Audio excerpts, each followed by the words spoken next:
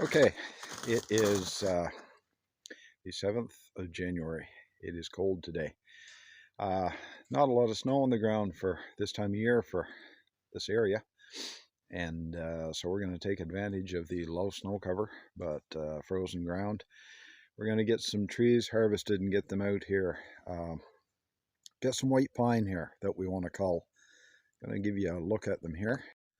Okay, the first one we're going to take down is this guy right here. He's just off the side of the road. The roadway is right there. Now, as you can see, this tree has a fork in it right there. It's been passed over in the past when we were harvesting for saw logs, but it's kind of a low quality tree, so we're going to take that one out. And the next one is just over here. Okay, here's number 2. This one again has been passed over a few times. We've been harvesting pine in here because of that split right there. Goes up in 2 separate trunks. Might even be a third one in behind there. Yeah, that second trunk forks right up in there. I apologize for the jerky camera, but this tree doesn't have much or any value as far as commercial forestry would go, because that butt junk from the stuff up is only about 8 feet. There is actually a little spruce tree growing right there, if we can get zoomed in enough for you to see it. A little spruce seedling has sprouted right up there in that moss on that fork. And so what we're going to do is get this one down, and this tree will all be cut into 8 foot for our own mill. I can get some boards out of that stump, out of that butt junk there, and the rest of that lumber, this will be going to my shop for decorative furniture products, and maybe some siding for some buildings and stuff like that. So we're going to get the camera set up and get the first one down on the ground. We've got to open up a hole in the woods to get this one down. It's leaning right down through this way. A little stand of hardwood there.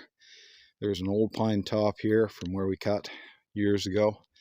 There's one spruce right over in there that I'm going to take down. That guy right in behind right there, because when this tree goes down, it's going to break that spruce off. So we're going to cut that spruce first, open up a hole right there to lay this into, and then we'll get things going here. Now, white pine is a tricky tree to cut. White pine is always cut in the late fall through till early spring, like April. And it's cut when the wood is frozen. And the reason for that is that white pine is it has a high pitch content. And when white pine's cut in the summer, it bleeds out so much pitch and it stains the wood very quickly. And also in the summertime, you get a problem with the bugs getting into the bark beetles, getting into the wood very quickly. And so the commercial sawmills that buy white pine don't want the pine cut through the summer because of the bugs and because of the sap bleeding. And so white pine is usually cut after the ground freezes up in the fall.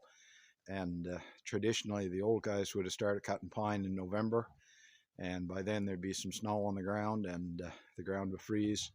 They'd cut pine through the winter until the snow got too deep, because white pine achieves quite a big size, and so it was often yarded with a team of horses as opposed to a single horse. And when the snow got too deep for the horses to yard easily, then they'd stop cutting pine. But white pine was the tree that was traditionally used for ships' masts back in the early days when exploration on the North American continent started. The British Navy was they were in search of ships' masts, and they would go through the woods. They would send timber cruisers up and down the river drainages, and they would take a hatchet, and they would mark the bark of the best and the straightest of the white pine, and they would cut an arrow. It was called the king's arrow. They would hack it into the bark of a tree, and any tree that was marked with the king's arrow, a landowner couldn't cut that tree. If the timber cruisers for the government or for the crown came onto your property, if you were clearing land, starting a farm or whatever you were doing, if they came onto your land and they marked a tree with the king's arrow, you were forbidden by law to cut that tree. And that was a big source of contention in the American Revolution. And there was, up until, well, I know at least 10 or 12 years ago, there was still a white pine about 10 miles downriver from my farm that still bore the mark of the king's arrow. It had been marked in the 1700s, and nobody ever cut the tree. It's on the drainage of a small stream that puts into the Miramichi River, and that tree up into, well, at least the early 2000s, that tree was still standing and still had the king's arrow mark onto it. But the tallest, straightest of the white pine were set aside, and they were used for the ship's mast. They would be cut and limbed up, yarded to the river, and floated down to the mouth of the Miramichi River, and loaded onto ships there, sent to England for the shipbuilding. And then eventually there was shipbuilding enterprises took place here in New Brunswick in numerous locations, and so that was a good source of masts for the British Navy, the forest here on the Miramichi River. Now, white pine being cut in the wintertime, there is one very dangerous aspect to it. White pine is very brittle, very, very brittle wood when the frost gets into it. And it's nothing to see limbs that are, that big around snap like they was a small dry twig when the tree starts to fall. And so cutting white pine carries a higher chance of danger, higher chance of accident than cutting, say, spruce or balsam fir or anything like that that's native here. Back before I was born, my father had a very good friend named Howard that worked on the farm here with him numerous times, worked in the woods in the wintertime with him. And one fall, Howard went to work with his brother and a couple of cousins. They were cutting in on the Dungarvan drainage, which is north of us, and cutting a stand of white pine in there. And Howard worked in there a couple of weeks or 3 weeks, whatever, and then he came to my father on the weekend. It was a Saturday. He came out and he was talking to my father, and he said, I don't really want to work on that job anymore. He said, I want to come back and work for you for the winter. And so Dad said, well, yeah. I said, you can start Monday. And Howard said, no. He said, I'll put in one more week with the boys and help them on the cut that they're on, and then the following week I'll come back and work for you for the winter. And on Thursday morning of that last week that he was going to work, he was cutting a big white pine, and the frost into the limbs, and the limb snapped off, come down and hit him on the head and killed him instantly on sight. It's when a limb comes off of the white pine, the sheer size of the limbs, it doesn't really matter whether you have a hard hat on or not, you're going to get hurt. And so white pine has always been the one tree that I've been very cautious of when we're cutting. And so it's a good idea to always look up all the time that you're cutting. And when the tree starts to fall, with a spruce or a fir, I'll have a tendency to get back 5-6 feet away from it just to watch the butt, make sure it don't kick out. With white pine, we get 25-30 feet away at least, and further if you can make it on time. But it's not a tree that you want to be standing at the stump of it when the tree goes over, because of the fact that those limbs shatter so easily, and when they come down, they're going to hurt. So we're going to set up, we're going to cut this one that's right behind me here on the side of the road first. We've got to open up a little bit of a hole here to put it in, and we'll get some wood on the ground.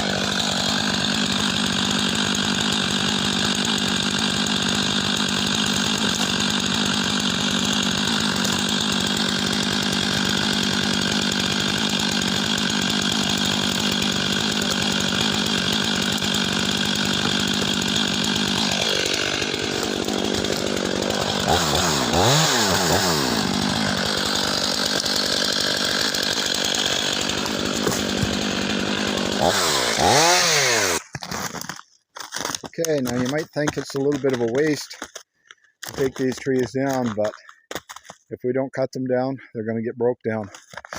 The lay of this tree, the most of the weight is to this side. When we look up there, there's a lot of big limbs hanging this way, and the biggest of the two prongs of the tree is laying this way. So by taking this stuff out, we can create a hole to lay the tree up in. Now up at the end of that hole, you can see that nice big straight pine there. We only cut those ones if we have a market or if we have a use for really good quality lumber. What we're doing today is just taking out some of the stuff that's less quality. Now if we look at what we actually cut, these balsam fir, see that red rot that was in the butt of that one? Bit of black rot starting. That tree was, the very top of that tree was dead. This one was dead. No limbs on it at all. The smaller one here, dead on the butt. That one is dead on the butt. That is the problem with balsam fir. Balsam fir get that disease in them, and they go really fast on the butt. The biggest one right in there that we cut is sound, and that one there is almost sound. These trees won't go to waste. What we'll do after we take the pine out of here is we butt these off until we hit solid wood, and then these are taken out, cut in 6.5 foot lengths, taken out for fencing around the farm. Balsam fir doesn't make the best of fence stakes, but they'll last for 4 or 5 years. Of course, all our land is interfall land. We build our fences in the spring. We have to take them down in the fall. So balsam fir fits the purpose. Instead of this laying here going to waste, we use it for fencing.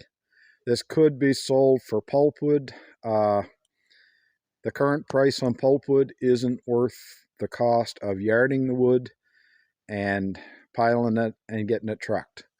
That's the sheer problem with pulpwood is what they pay now for pulpwood. It just doesn't justify taking it out of the woods. If you were cutting and quartering 100 acres, yeah, you could do it. You'd come ahead a little bit of money. But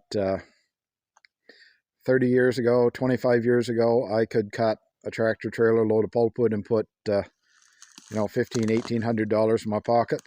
That same load of wood right now, I'd really just be paying the fuel cost of the tractor and the chainsaw and paying the trucking.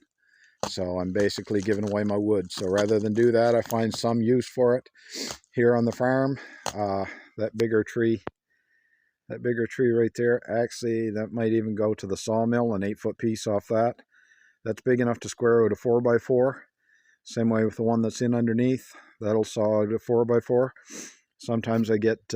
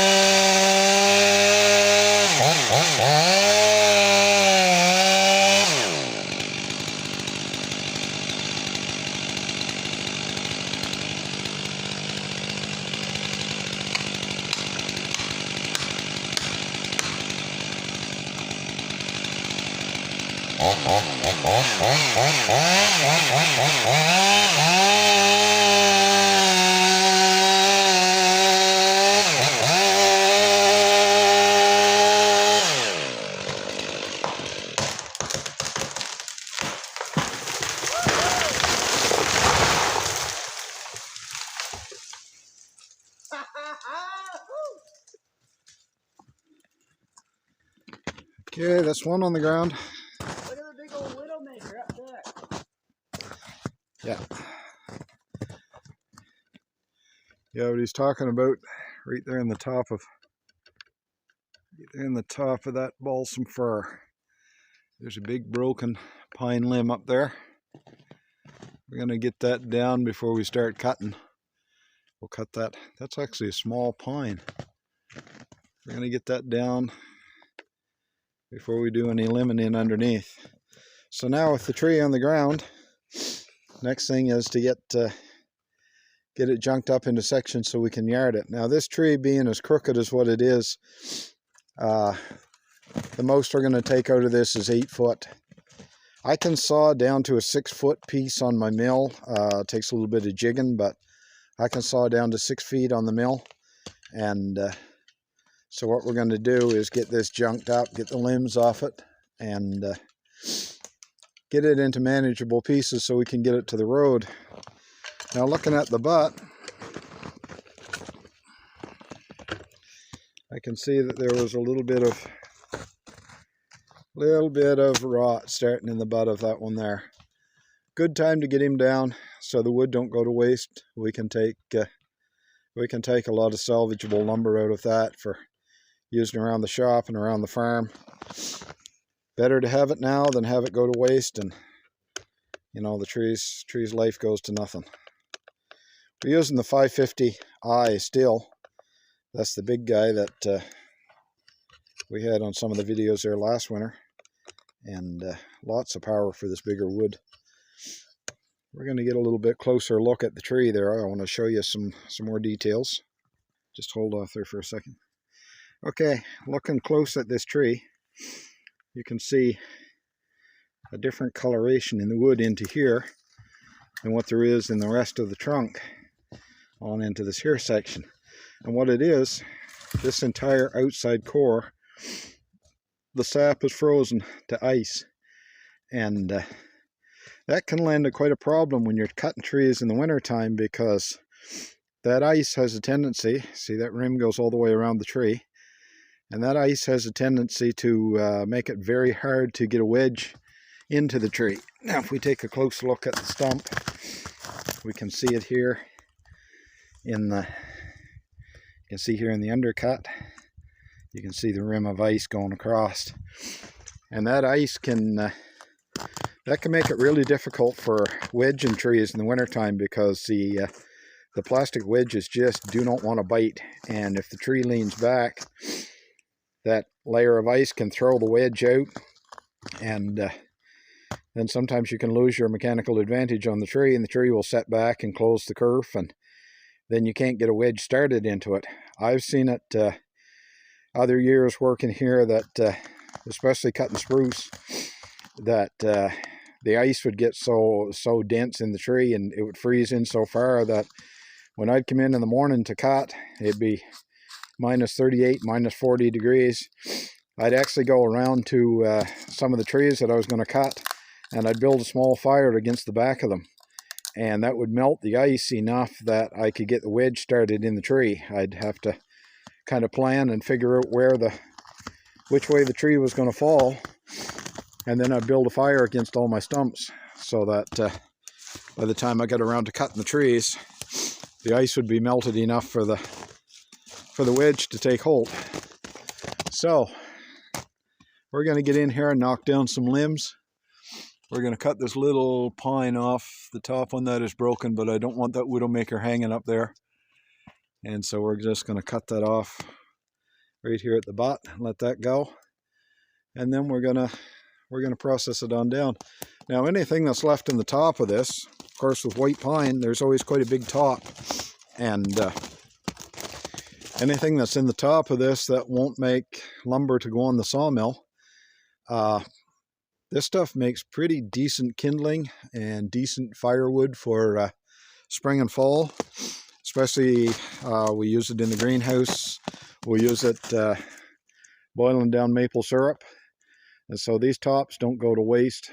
They'll be junked up and hauled out to the side of the road and processed down into firewood for another year. Same way with some of those biggest limbs. I mean, that limb right there, that's a bit over 6 inches on the bottom, and a few good blocks of firewood in that. Same way with this one that broke off here. That top will provide enough firewood to boil down maple syrup for a day. So let's get to it.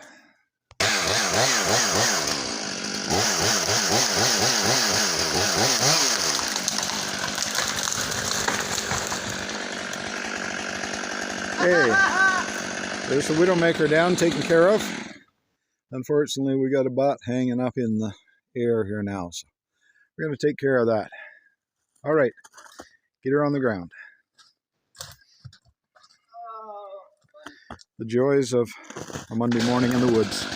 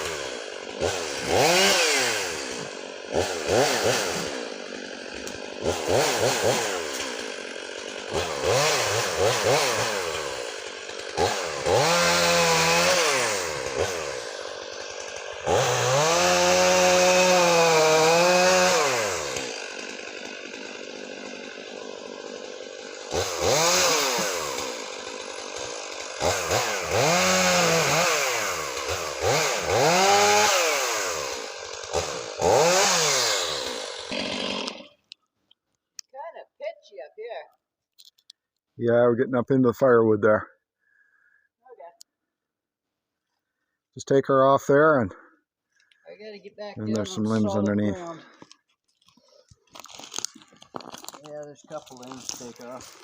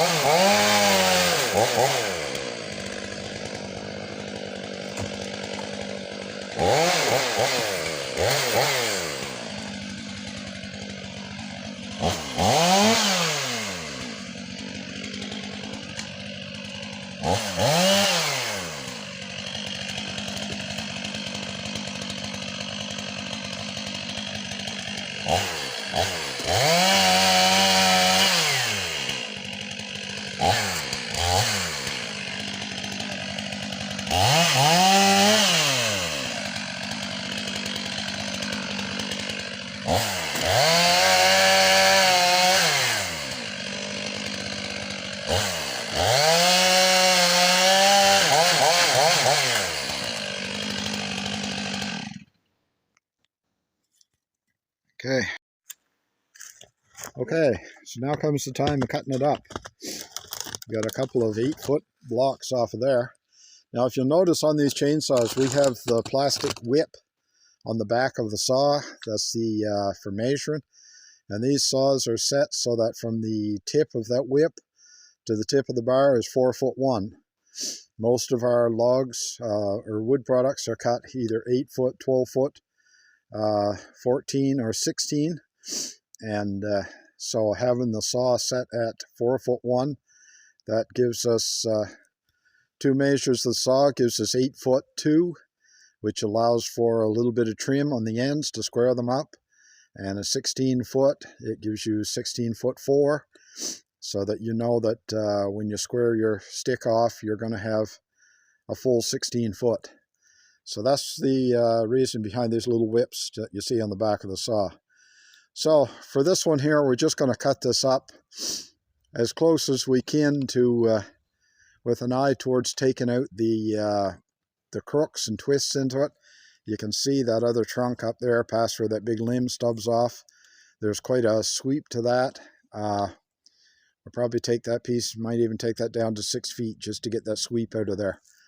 But, okay, go ahead, knock some blocks off it.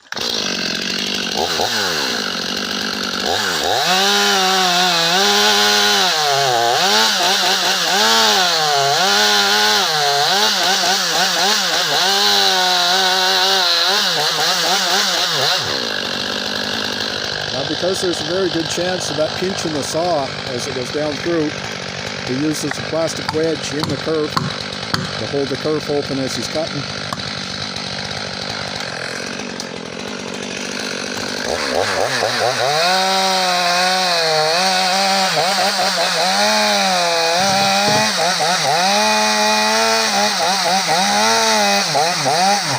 And he's pinched. Put another wedge in it. Oh, it dropped below your wedge. Yeah. Okay. Oh, she didn't go clean too. See? Should have got 28-inch better.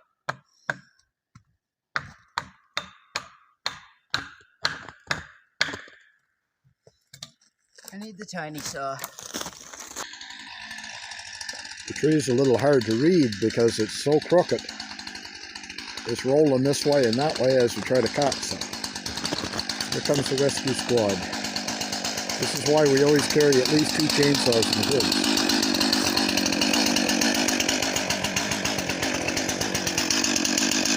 Watch them get both of them stuck now.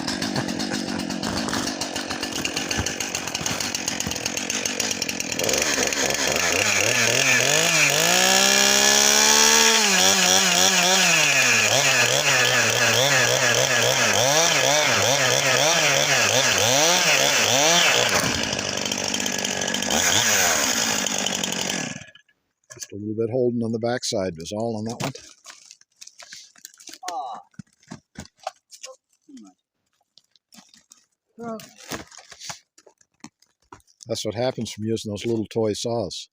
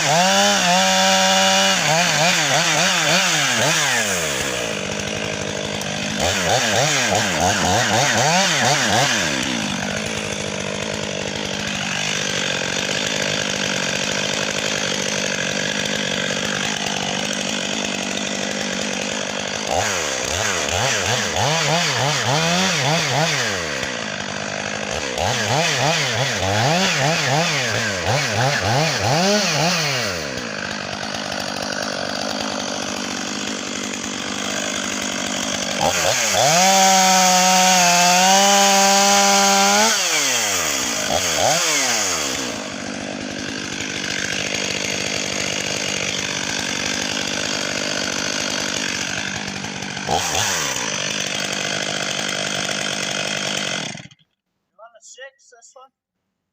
Ah, I mean, 8 right here. yeah, I think we can still saw that. So if we come back, right there. That'd be, You're just over 4 there. yeah.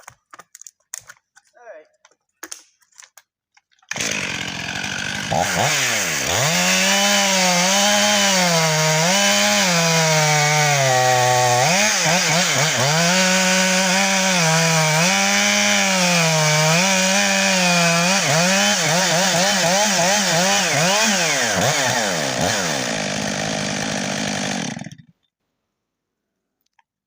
You got to start cutting up underneath a little bit.